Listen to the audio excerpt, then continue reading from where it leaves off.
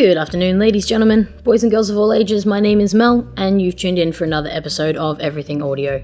Welcome, and thanks so much for tuning in. On the agenda today, we're going to be talking about a production I've been working on for a wedding. I've been working on this wedding with 3 members, and I'll give you a quick overview of who they are and what their roles were. So, myself, I guess in this circumstance I acted not only as the producer, but also as the audio engineer. You've got Aidan Hawker, who was the DOP cinematographer, so he took care of lighting, what equipment was going to be taken and who was going to be operating the equipment. And then we had Sarah Whittle-Herbert as a camera operator and Rihanna Valdez as another camera operator. So I'll jump right into it and start talking about pre-production. The first thing that was important for this project was to go and do a location recce. And the purpose of a location recce is basically to go out, have a look at the venue, so that you can start figuring out where your lighting is going to go, what equipment you're going to need, and basically have that plan of how the day is going to run. So we did 2 location recces. We did one about 3 months ago, and we did another one, which was the wedding rehearsal, which was 2 days before the wedding. Once we'd done the first initial location recce, we were able to do up a complete production plan and book out the equipment that was required. So we chose to take 3 C100 cameras. They were going to be doing all of the filming, and 2 600Ds for all the photography. The next thing that was extremely important for us to look at was how we were going to manage data while we were out and about.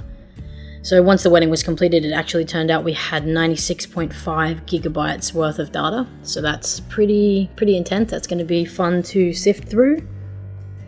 But it was important for us to kind of estimate roughly how much footage we were going to be capturing and what the capabilities were of the SD cards that we had. So basically what we did is we set up in one of the bungalows where the groom's party stayed. We set up laptops with hard drives, so that at any point in time, if any of those hard drive SD cards were to fill up, we were able to run into the room, change them over, back them up, put them back in, and continue on. Which was also the same for battery usage, being that this wedding went from 3 PM until midnight. No battery in the world's going to last that long when it comes to film equipment or audio equipment, so we had a station set up where we could run in and pop the spare batteries on charge and then just switch them over as we went. The last thing to organise was just making sure that everybody was dressed appropriately, being a wedding, dress pants, dress shoes, dress shirt, and it was the choice actually of the bride that everyone wear black. That way they can basically just walk around and meld in. They didn't have to worry about getting in the way of anyone, and all of the guests were able to easily identify who the camera crew were, which was great. On the day, it went pretty smoothly, actually. From my perspective, I was actually a part of the wedding as well. I was one of the groomsmen. It was my best friends getting married.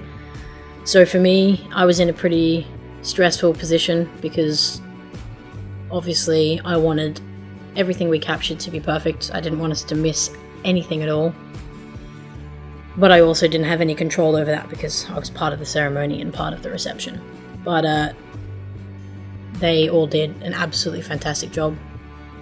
They were everywhere. Every time you took a breath, they were taking a picture or they were recording it. So I've had a brief look through the footage that we captured, and it's absolutely great. Couldn't have asked for more. But to be more specific, so the setup on the day. So in the ceremony venue, we had 3 cameras. So these were the 3 cameras filming. One on the left, focusing on the groom.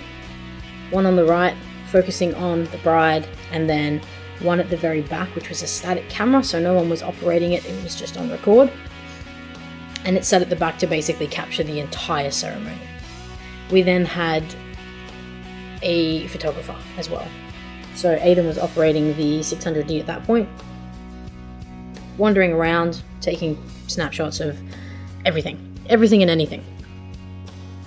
The audio component of the day, originally there was a plan to lapel the groom But it actually turned out that because the marriage celebrant was using a PA system, it was a lot easier for me to set up one of the F8s with a Sennheiser 416 pointing directly at the PA, and that was enough to capture everything, because when they said their vows and everything was being read out, it was being read out through a microphone and already being amplified.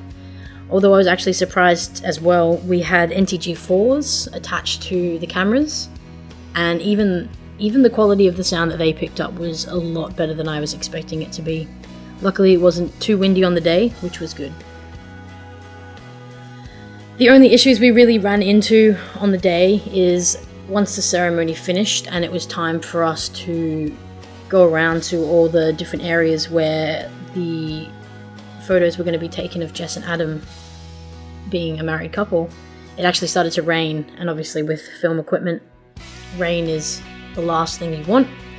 So we were a little bit delayed on that, but we managed to make up some time. We got through the photos pretty quickly. We did go to four separate areas, to take pictures of them as a married couple, and also get the bridesmaids and groomsmen as well.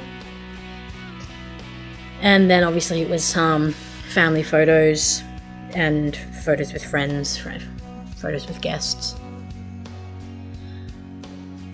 That all went really well. The reception itself, we managed to capture a whole bunch of footage. We had prime position for all the speeches, and the audio we captured for the speeches as well was spot on. For the speeches, we didn't have the Zoom F8 set up. We actually just had the NTGs on the cameras because the location changes, and being that I was part of the groom's party as well, made it difficult for me to be able to run around and change too much of the location sound gear. So it actually worked quite well with the NTG4s. Like, there's some cleaning up that needs to be done of the audio, but we captured everything we need. So even if we're switching views, we've got the full length of the speech for the final video edit. Pack down, pretty simple. The wedding wrapped up around 12.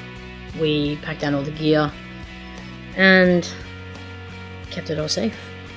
There's not really much to talk about in regards to pack down. What's left to do with this project is the edit. So there's actually going to be 3 edits that get done. One main deliverable though.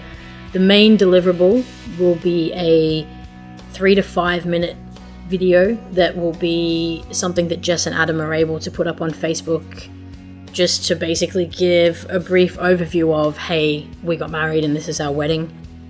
So originally I was supposed to play guitar and sing at the wedding for their first dance.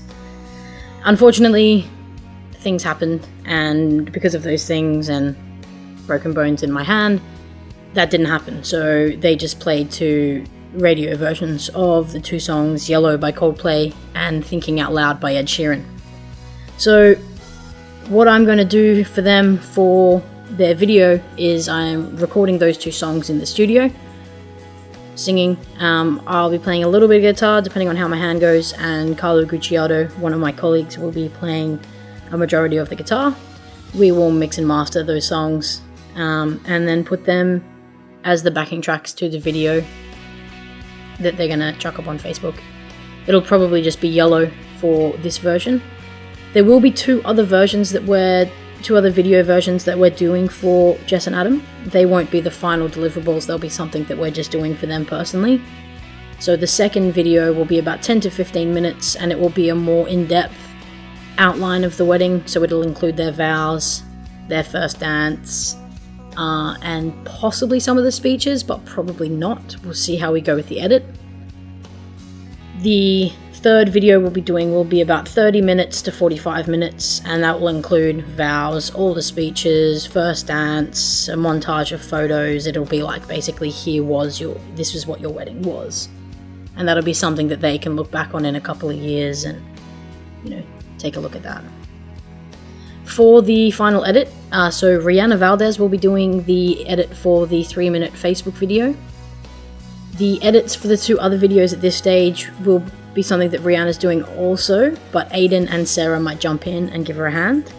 And I'm going to get the videos color graded by a guy named Fedja.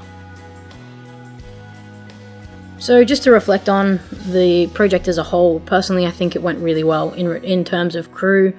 The communication levels were definitely there. We were in contact the whole way through the project. While we were at the wedding, we were constantly talking to each other, figuring things out. There were a few problems that arose, like I said, with weather, but we managed to overcome them pretty quickly. Umbrellas are always helpful as well. In regards to work ethic, everyone in the crew I have the utmost respect for, and I am extremely grateful. They worked their asses off. They did an absolutely fucking superb job. Yeah, so everyone did a great job on this project so far. There's still a fair bit to do. Cleaning up the audio, getting the edit done, and recording the backing tracks for the videos, but they'll be done by the end of Friday next week. So that's pretty much my update now for the BD wedding. So far so good. Still got a fair way to go, but we've definitely got enough time to get it finalized. So that's it for today. Thanks so much for tuning in. It's been great having you here. There will be a video montage that will play in sync with this podcast. Just photos of the wedding, a little bit of an idea of where things were set up and how everything's going. So again, yeah, thanks for tuning in, and I'll catch you guys next time. Bye.